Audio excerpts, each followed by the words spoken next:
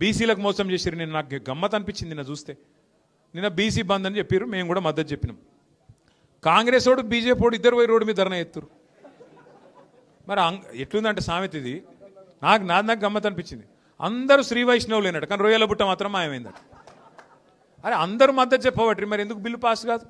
ఇలా 8 మంది ఎంపీలు బీజేపీకి ఉన్నారు, 8 మంది ఎంపీలు కాంగ్రెస్కు ఉన్నారు. మీరు 16 మంది రాజీనామా చేస్తే బీసీ బిల్లు పాస్ కాదా? పార్లమెంట్లో ఈ 8+8 రాజీనామా చేసి కూర్చుంటే పార్లమెంట్ కదలదా? మోడీ ప్రభుత్వం షేక్ కాదా? వాళ్ళకు ముందే మెజారిటీ లేదు మోడీ ప్రభుత్వానికి.